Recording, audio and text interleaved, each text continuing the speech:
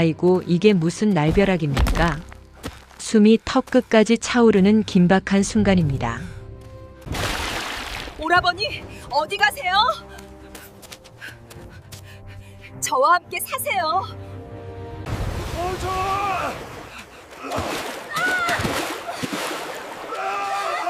어딜 도망가? 칠흑 같은 어둠이 깔린 산길, 한 청년이 죽을 힘을 다해 달리고 있습니다. 바로 이 이야기의 주인공 막내 아들입니다.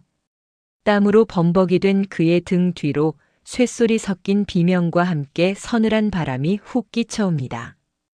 오라버니, 어디가? 나랑 같이 살자니까. 뒤를 돌아보니 곱게 따은 댕기 머리를 한 여인이 쫓아오는데 그 모습이 가히 충격적입니다. 찢어진 눈매 사이로 붉은 안광이 번뜩이고 하얀 명주 저고리에는 붉은 피가 튀어 얼룩져 있습니다. 청년의 다리가 후들거리지만 멈출 수 없습니다. 그는 허리춤을 더듬어 파란색 호리병 하나를 꺼내듭니다. 에라, 모르겠다. 청년이 호리병을 던지자 펑 소리와 함께 거대한 강물이 생겨나며 앞을 가로막습니다. 하지만 그 여인은 기괴한 웃음소리를 내며 물 위를 첨벙첨벙 건너오기 시작합니다. 과연 이 청년은 살아남을 수 있을까요? 자, 심장이 쿵쿵 뛰어서 못 보시겠다고요? 그렇다면 이 기가 막힌 사연이 도대체 어찌 된 영문인지 잠시 숨을 고르고 처음부터 찬찬히 살펴볼까요? 옛날 어느 고을에 남부러울 것 없는 큰 부자가 살았습니다. 기와집이 으리으리하고 곳간에는 쌀이 썩어날 정도로 많았지요. 아들이 셋이나 있어 든든하기 그지없었지만 이 영감님에게는 딱 하나 평생의 한이 있었습니다. 바로 딸이 없다는 것이었지요. 아이고, 내 팔자야. 고명딸 하나만 있으면 여한이 없겠건만. 영감님은 매일 밤 잠 못 이루며 천지신명께 빌고 또 빌었습니다. 그 간절함이 얼마나 컸던지 동네 사람들이 혀를 찰 정도였으니까요. 이 평화롭고 부유했던 집안에 검은 그림자가 드리우기 시작한 것은 바로 그 지나친 욕심 때문이었는지도 모릅니다. 부자 영감의 정성은 대단했습니다. 흰 쌀밥을 지어 산신령님이 계신다는 산꼭대기 성황당에 바치며 100일 기도를 올렸지요. 비가 오나 눈이 오나 하루도 거르지 않았습니다. 그런데 말입니다. 마지막 100일째 되던 날 영감님이 그만 입방정을 떨고 말았습니다. 너무나 간절한 나머지 해서는 안 될 말을 내뱉은 것이지요. 비나이다가 비나이다. 제발 딸 하나만 점지해 주십시오. 여우가 둔갑한 딸이라도 좋으니 그저 딸 자식 하나만 보게 해 주십시오. 어허, 세상에 빌 게 따로 있지 하필이면 여우라니요. 그때 마른 하늘에서 천둥이 우르릉 쾅 하고 치더니 갑자기 서늘한 바람이 불어와 촛불을 꺼트렸습니다. 영감님은 그저 기도가 이루어지려나 보다 하고 기뻐했지만 그것은 비극의 서막을 알리는 신호였습니다. 그로부터 10달 후 부자 영감의 집에는 경사가 났습니다. 그토록 기다리던 딸아이가 태어난 것입니다. 온 집안 사람들이 싱글벙글 잔치를 벌였지요. 아이는 갓 태어났는데도 유난히 하얀 피부와 또렷한 이목구비를 자랑했습니다. 영감님은 아이를 품에 안고 덩실덩실 춤을 추었습니다. 오냐 오냐?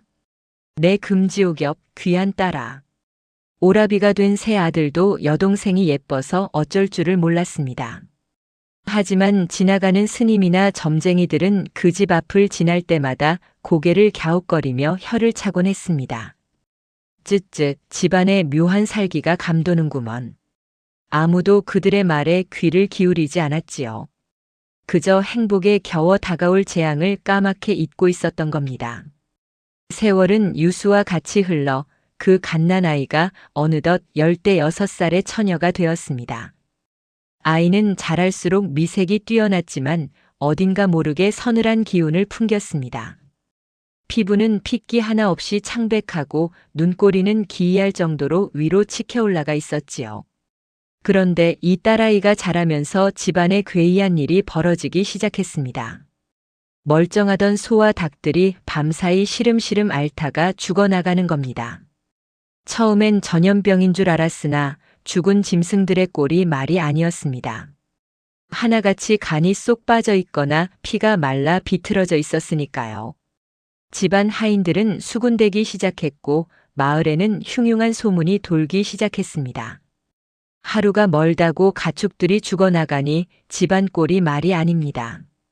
하지만 부자 영감님은 딸을 의심하기는커녕 애꿎은 하인들만 닥달했습니다.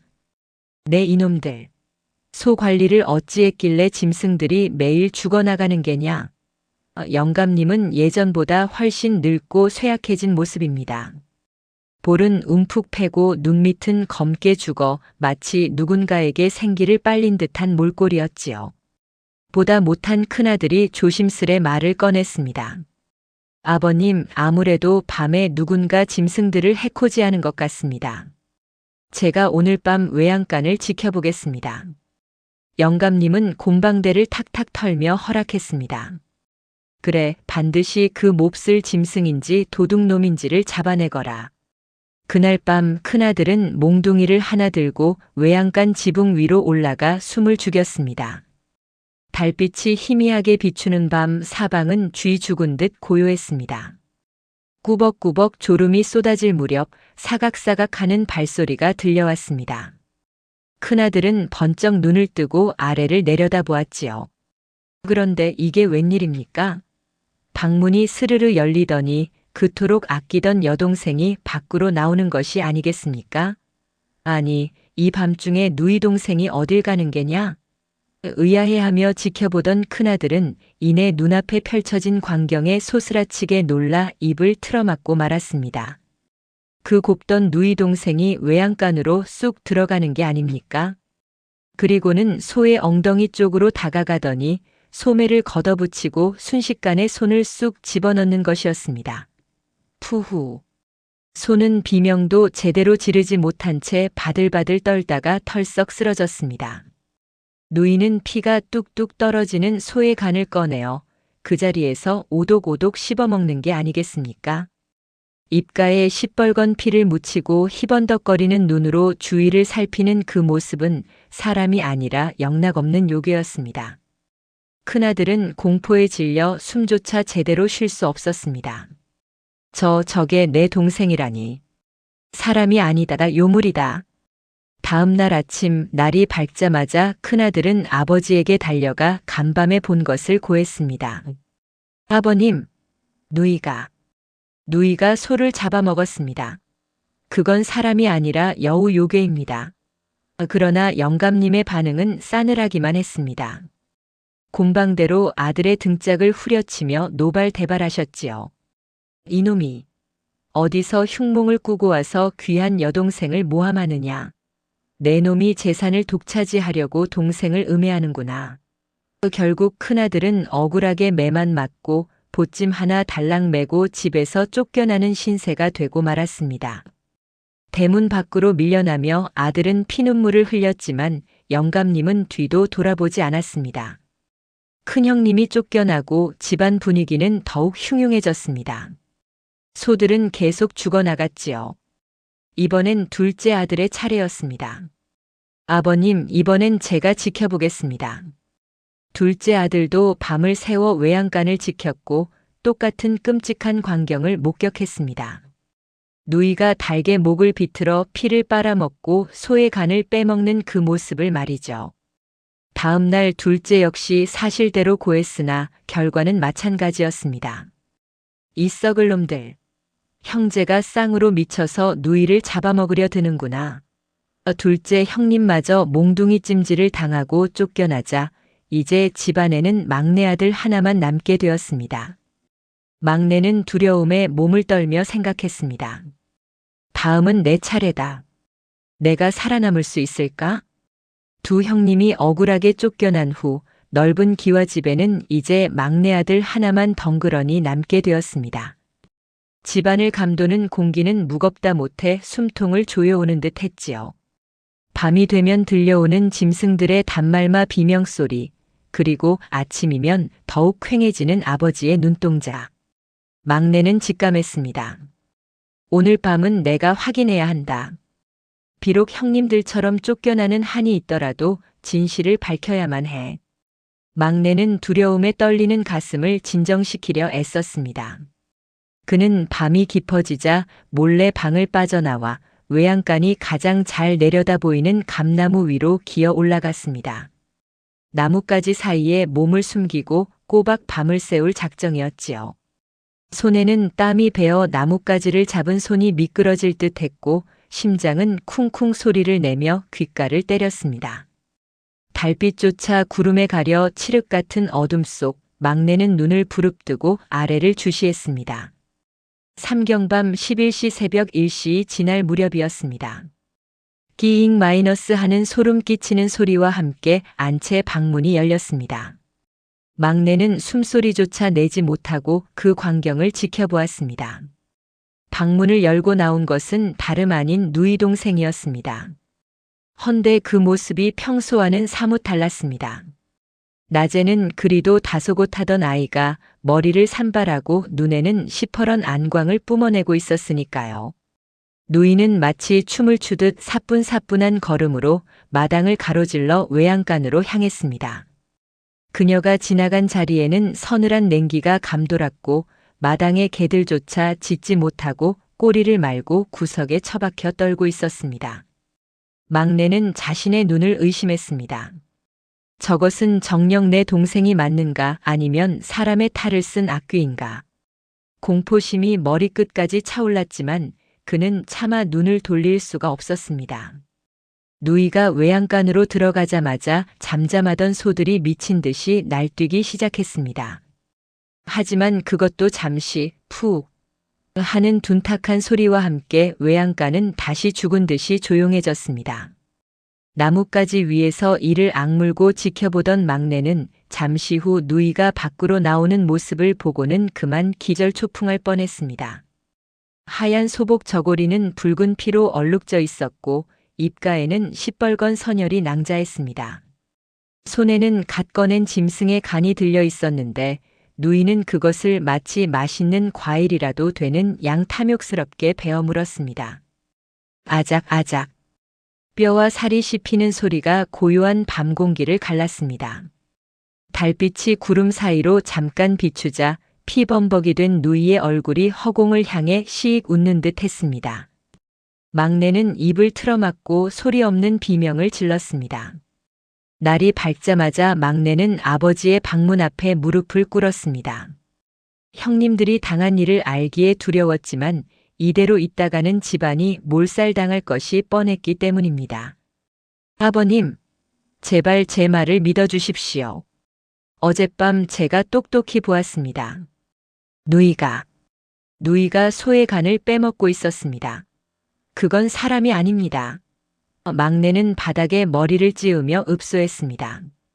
그러나 이미 요괴에게 홀릴 대로 홀린 아버지의 귀에는 그 말이 들리지 않았습니다. 오히려 영감님의 얼굴은 분노로 시뻘개졌습니다. 이 고얀 놈. 형들이 쫓겨나니 이제 내 놈이 내 재산을 독차지하고 싶어 안달이 났구나. 감히 하나뿐인 여동생을 요물 취급해. 영감님은 옆에 있던 긴 담뱃대로 막내의 머리통을 사정없이 내려쳤습니다. 당장 나가거라. 내 눈앞에서 사라져. 결국 막내마저 보찜 하나 달랑 메고 대문 밖으로 쫓겨나고 말았습니다. 억울함에 눈물이 앞을 가렸지만 한편으로는 안도감이 들었습니다. 저 무시무시한 소굴에서 살아서 나갈 수 있다는 것만으로도 다행이라 여겼지요. 대문을 나서며 막내는 뒤를 돌아보았습니다. 담장 너머로 누이가 자신을 내려다보고 있었습니다. 핏기 없는 창백한 얼굴, 그리고 입가에 걸린 기괴한 미소. 누이는 소리 없이 입을 뻥긋거렸습니다. 너도 결국 도망가는구나. 막내는 등골이 오싹해져 뒤도 돌아보지 않고 뛰기 시작했습니다. 그렇게 삼형제는 모두 뿔뿔이 흩어졌고 저주받은 집에는 늙은 부모와 요괴 누이만 남게 되었습니다.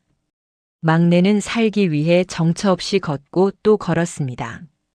세월은 화살처럼 빠르게 흘러 어느덧 10년이라는 시간이 지났습니다. 집에서 쫓겨난 막내는 산 넘고 물 건너 깊고 깊은 금강산의 어느 암자에 정착하게 되었습니다. 그곳에서 막내는 머리 깎고 스님이 되지는 않았으나 늙으신 노스님을 시봉하며 무술을 익히고 글을 배웠습니다.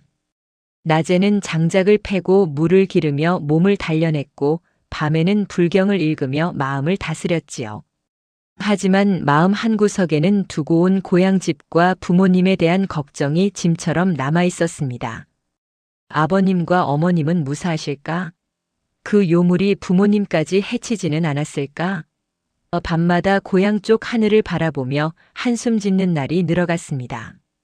이제는 어엿한 청년이 된 막내의 눈빛은 예전보다 훨씬 깊고 단단해져 있었습니다. 어느 날 막내는 큰 맘을 먹고 노스님 앞에 나아가 절을 올렸습니다. 스님, 소인이 집을 떠나온 지 벌써 10년이 넘었습니다. 부모님의 생사라도 확인하고 싶으니 하산을 허락해 주십시오. 노스님은 지그시 눈을 감고 수염을 쓸어내리셨습니다. 한참의 침묵 끝에 스님이 무겁게 입을 열었습니다. 내 집에 서려 있던 검은 기운이 이제는 하늘을 찌르는구나. 가면 죽을 수도 있다. 그래도 가겠느냐? 막내는 주먹을 꽉 쥐며 대답했습니다. 자식된 도리로 부모님의 안위조차 모르고 살 수는 없습니다. 죽더라도 가보겠습니다. 스님은 깊은 한숨을 내쉬며 고개를 끄덕였습니다. 내 효심이 지극하니 막을 수는 없겠구나. 허나 빈손으로는 절대 살아 돌아오지 못할 것이다. 노스님은 장롱 깊은 곳에서 색색의 호리병 3개가 든 주머니를 꺼내어 막내에게 건네주었습니다. 자, 이걸 잘 챙기거라. 빨간 병, 파란 병, 노란 병이다. 내가 고향에 가서 감당할 수 없는 위급한 상황에 처하거든 한 번에 하나씩 이 병들을 뒤로 던지거라. 부디 명심해라. 절대 함부로 써서는 안 되며 오직 목숨이 경각에 달렸을 때만 써야 한다.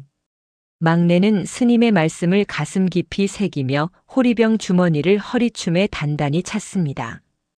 스님, 은혜는 잊지 않겠습니다. 막내는 노스님께 큰 절을 올리고 10년간 머물렀던 암자를 떠나 고향으로 향하는 길에 올랐습니다. 그의 발걸음은 비장했고 허리춤에 매달린 호리병들은 달그락거리며 그를 지켜주는 듯 했습니다. 고향으로 가는 길은 멀고도 험했습니다. 몇 날 며칠을 걸어 드디어 익숙한 마을 어귀에 도착했을 때 막내는 자신의 눈을 의심해야 했습니다. 활기차던 옛 마을의 모습은 온데간데 없고 잡초만 무성한 폐허가 되어 있었기 때문입니다. 사람들의 인기척은커녕 개 짖는 소리조차 들리지 않았습니다. 무너진 담장 사이로 스산한 바람만 휙-하고 불어올 뿐이었지요. 이게 대체 무슨 일이란 말인가. 불길한 예감이 등줄기를 타고 흘러내렸습니다. 마을 사람들도 모두 그 요괴 등살에 떠나거나 죽임을 당한 것이 분명했습니다. 막내는 떨리는 다리를 붙잡고 기억 속에 남아있는 자신의 옛집을 향해 한 걸음 한 걸음 무겁게 발을 옮겼습니다. 드디어 도착한 고향집 대문 앞. 그 으리으리하던 기와집은 온통 거미줄과 덩굴로 뒤덮여 흉가처럼 변해 있었습니다. 대문은 삐딱하게 기울어져 있었고 마당에는 사람 키만큼 자란 잡풀들이 바람에 흔들리고 있었지요. 막내가 침을 꿀꺽 삼키며 대문을 밀자 끼악 마이너스 하는 쇳소리가 정막을 깼습니다. 계십니까? 아버님, 어머님. 막내가 왔습니다. 목소리가 메아리쳐 돌아올 뿐 아무런 대답도 없었습니다. 그때였습니다. 안채 마루 끝에서 인기척이 느껴졌습니다. 막내가 숨을 죽이고 바라보니 낡고 해진 옷을 입은 여인 하나가 등을 돌리고 앉아 있는 것이 아니겠습니까? 그 여인은 천천히, 아주 천천히 고개를 돌려 막내를 바라보았습니다. 오라버니? 오라버니가 오셨어요? 여인은 천천히 몸을 일으켜 뒤를 돌았습니다. 10년이라는 긴 세월이 지났건만 누이의 얼굴은 조금도 늙지 않고 오히려 10대 소녀처럼 앳된 모습 그대로였습니다. 창백하리만치 하얀 얼굴에 앵두처럼 붉은 입술, 그리고 길게 찢어진 눈매가 기묘한 조화를 이루고 있었지요. 오라버니. 정말 우리 오라버니 맞지요? 살아계셨군요. 누이는 반가운 듯 웃음을 지었지만 그 미소에는 어딘가 모르게 서늘한 기운이 감돌았습니다. 핏기 없는 입술 사이로 보이는 하얀 치아는 짐승의 송곳니처럼 날카로워 보였고 그녀가 다가올 때마다 훅 하고 비릿한 냄새가 풍기는 듯 했습니다. 막내는 쿵쾅거리는 심장을 부여잡고 애써 태어난 척 물었습니다. 그래, 내가 왔다. 헌데 집안 꼴이 이게 뭐냐? 부모님은 대체 어디 계신 게냐? 막내의 물음에 누이의 눈동자가 순간 세로로 가늘게 수축했다가 돌아왔습니다. 일단 안으로 드세요. 먼 길 오시느라 얼마나 고단하셨겠어요. 누이는 막내의 질문에 즉답을 피하며 그의 손을 덥석 잡았습니다. 순간 막내는 소스라치게 놀라 손을 뺄 뻔했습니다. 누이의 손이 마치 얼음장처럼 차가웠고 사람의 피부라기보다는 매끄러운 파충류의 비늘을 만지는 것 같은 이질감이 느껴졌기 때문입니다. 누이에게 이끌려 들어간 안방은 대낮임에도 불구하고 어두컴컴했습니다. 방 안 곳곳에는 알 수 없는 짐승의 털 뭉치들이 굴러다니고 있었고 벽지에는 오래된 얼룩들이 검붉게 말라붙어 있었습니다.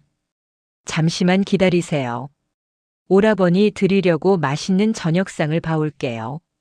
누이는 묘한 웃음을 남기고 부엌으로 사라졌습니다. 홀로 남겨진 막내는 방 안의 공기가 숨막힐 듯 무겁게 느껴졌습니다. 잠시 후 부엌에서 달그락거리는 소리가 들려오자 막내는 조심스럽게 방을 둘러보았습니다. 장롱문은 반쯤 열려 있었는데 그 안에는 부모님의 옷가지들이 아무렇게나 구겨져 처박혀 있었습니다. 아버님, 어머님. 막내의 가슴이 미어지는 듯 했습니다. 그때 문이 벌컥 열리며 누이가 밥상을 들고 들어왔습니다. 부모님은 작년 겨울에 두 분 다 역병으로 돌아가셨어요. 마을 사람들도 모두 병이 무서워 떠나버렸고요. 누이는 담담하게 말하며 밥상을 내려놓았습니다. 하지만 막내는 보았습니다.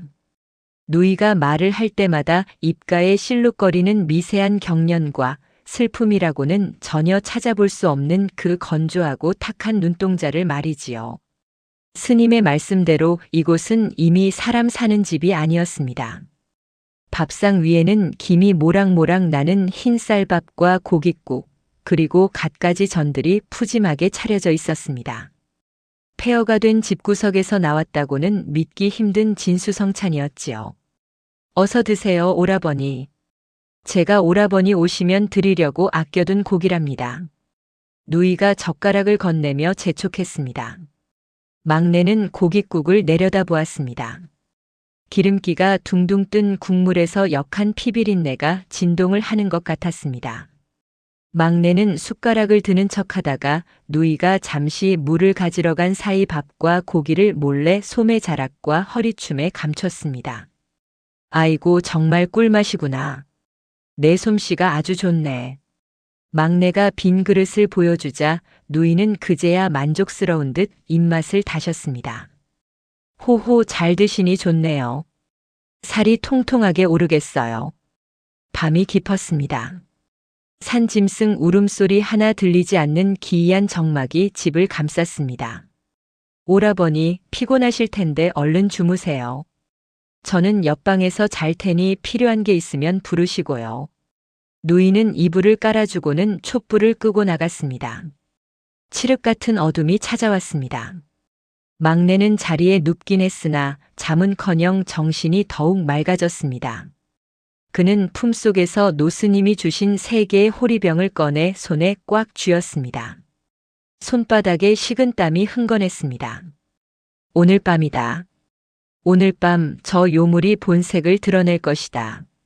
막내는 숨소리조차 죽인 채 문 밖의 동태를 살폈습니다. 문풍지 너머로 사각하는 소리가 들려오기 시작했습니다. 스응 마이너스 싹, 스응 마이너스 싹. 규칙적으로 무언가를 가는 소리가 밤 공기를 타고 넘어왔습니다. 그것은 칼을 가는 소리 같기도 했고 짐승이 발톱을 긁어대는 소리 같기도 했습니다. 막내는 조용히 일어나 문구멍으로 밖을 내다보았습니다.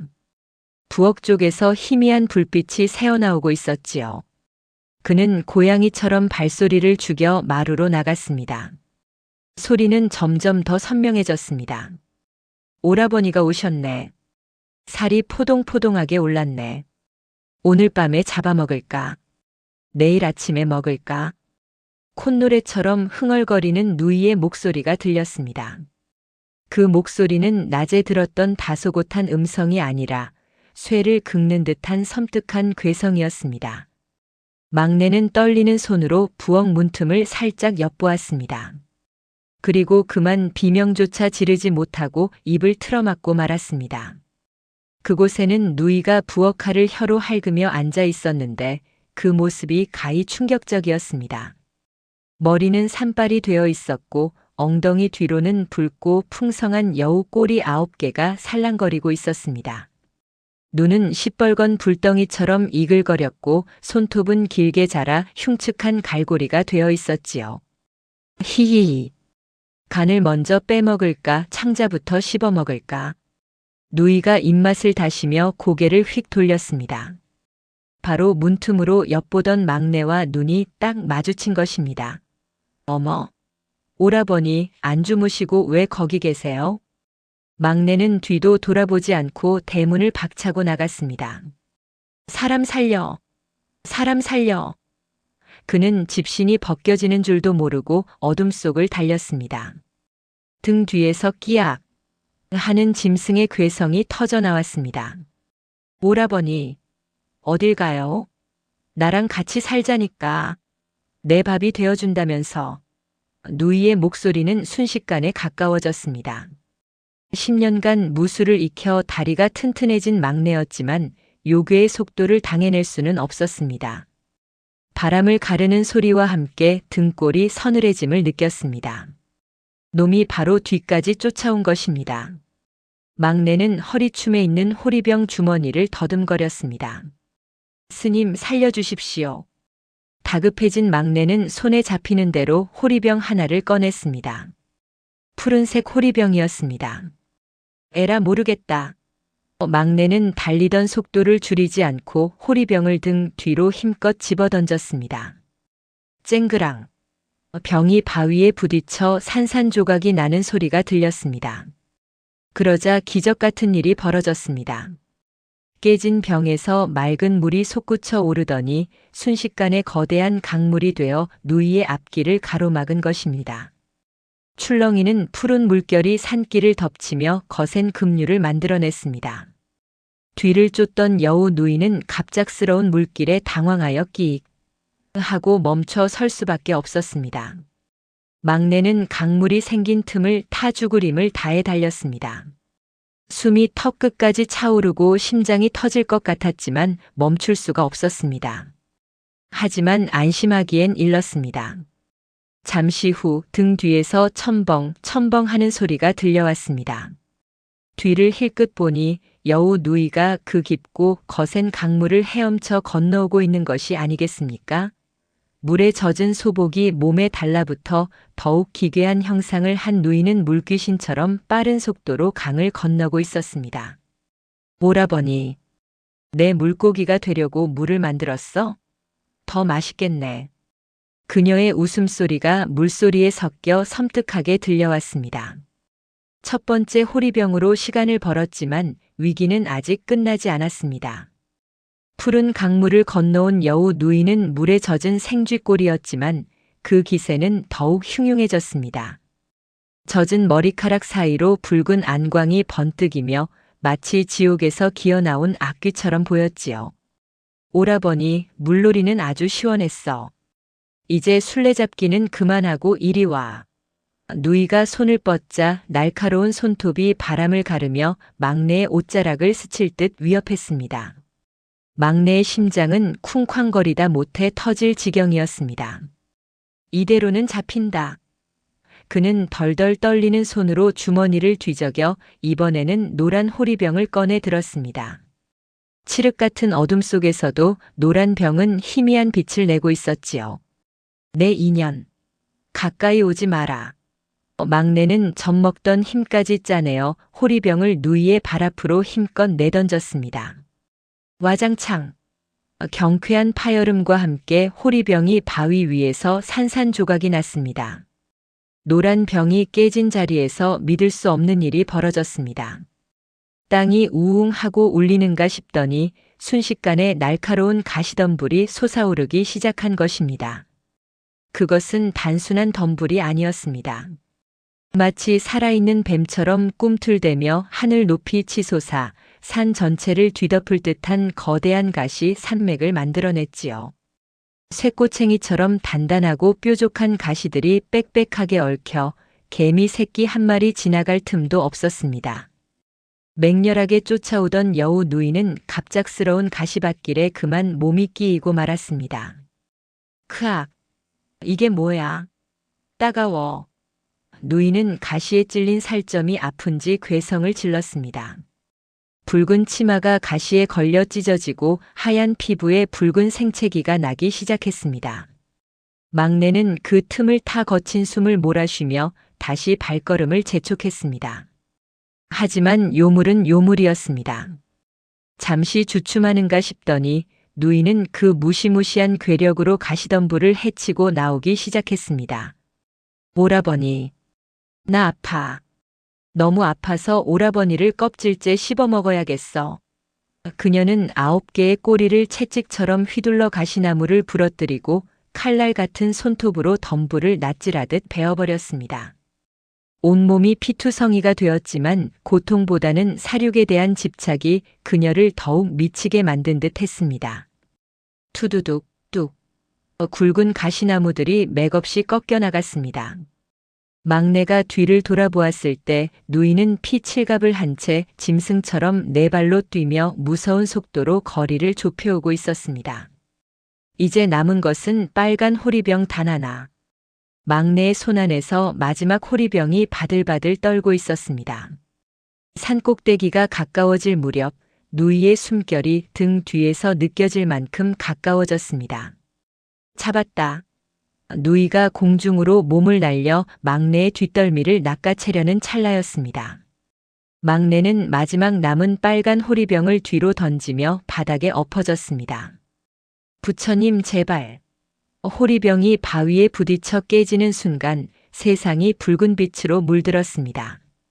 쿠광 하는 굉음과 함께 병 속에서 시뻘건 불기둥이 솟구쳐 올랐습니다. 그것은 일반적인 불이 아니었습니다. 모든 것을 태워버릴 듯 맹렬하게 타오르는 산매진화와도 같은 거대한 화염이었습니다. 공중으로 몸을 날렸던 여우 누이는 피할 새도 없이 그 불길 한가운데로 빨려 들어가고 말았습니다. 끼악! 뜨거워! 뜨거워! 산천 초목이 떠나갈 듯한 처절한 비명이 밤하늘에 울려 퍼졌습니다. 붉은 화마는 끈질기게 여우 누이의 몸을 감싸고 놓아주지 않았습니다. 9개의 꼬리에 불이 붙자 그녀는 고통을 이기지 못하고 바닥을 뒹굴었습니다. 요술을 부려 비를 부르려 해도 이 신령스러운 불길 앞에서는 소용이 없었습니다. 막내는 뜨거운 열기에 얼굴을 가리고 바위 뒤에 숨어 그 광경을 지켜보았습니다. 한때는 사랑스러운 누이 동생이었던, 아니 누이의 탈을 쓴 그 끔찍한 요괴가 불길 속에서 춤을 추듯 몸부림치는 모습은 실로 참혹하고도 두려운 광경이었습니다. 밤하늘까지 시뻘겋게 물들인 불길은 그치지 않고 타올랐습니다. 시간이 얼마나 지났을까요? 귀를 찢을 듯 하던 비명소리가 점차 잦아들더니 마침내 바스락하는 소리와 함께 멈추었습니다. 거세게 타오르던 불길도 할 일을 다 마쳤다는 듯 사그라들기 시작했습니다. 막내는 조심스럽게 몸을 일으켜 불이 꺼진 자리로 다가갔습니다. 그곳에는 검게 그을린 땅바닥 위에 한 줌의 재만이 남아있을 뿐이었습니다.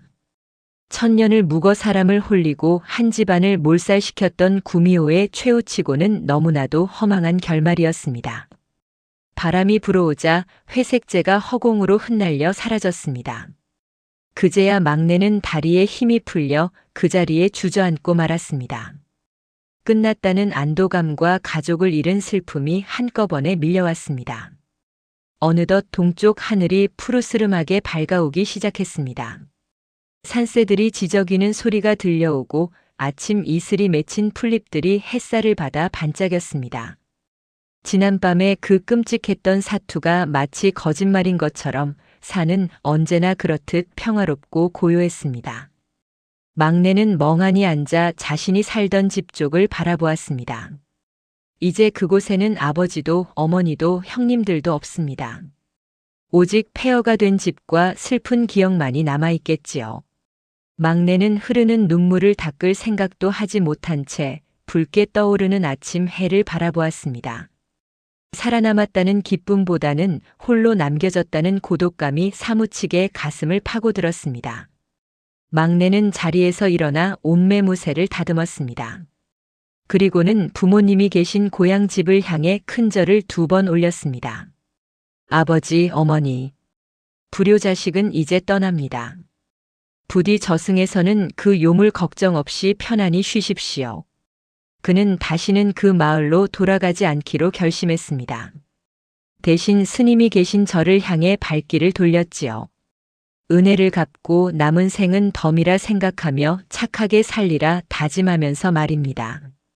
빈 털털이 신세가 되었지만 그의 등 뒤로 비추는 아침 햇살은 따뜻하게 그를 감싸주었습니다. 비록 가족은 잃었으나 지혜와 용기로 목숨을 구한 그의 이야기는 이렇게 끝을 맺습니다. 자, 여러분. 이야기 잘 들으셨습니까? 참으로 오싹하고도 기가 막힌 사연이지요? 여우 누이는 어쩌면 우리 마음속에 있는 욕심이나 유혹일지도 모릅니다. 겉모습은 아름답고 달콤해 보이지만 결국은 우리를 파멸로 이끄는 것들 말입니다. 그리고 막내 아들을 살린 세계의 호리병은 위기 속에서도 당황하지 않는 침착함과 미리 대비하는 지혜, 그리고 마지막 순간까지 포기하지 않는 용기가 아니었을까요? 노스님의 말씀을 허투루 듣지 않은 덕분에 목숨을 건질 수 있었던 것처럼 우리네 인생도 어른들의 지혜로운 말씀을 귀담아 들으면 자다가도 떡이 생긴다는 옛말이 하나도 틀린 게 없습니다. 오늘 밤 들려드린 여우 누이 이야기 재미있으셨는지 모르겠습니다. 무서운 이야기라 잠이 달아나셨다고요? 아이고, 걱정 마십시오. 옛 이야기의 귀신들은 착한 사람은 절대 해코지하지 않는답니다. 여러분처럼 마음씨 곱고 지혜로운 분들은 호랑이 굴에 들어가도 정신만 차리면 살아서 나오는 법이니까요. 밤이 많이 깊었습니다. 이제 무서운 생각은 훌훌 털어버리시고 따뜻한 이불 덮고 편안한 꿈 꾸시길 바랍니다. 저는 다음에 더 재미나고 신기한 옛날 이야기 보따리를 들고 다시 찾아오겠습니다. 그럼 안녕히 주무십시오.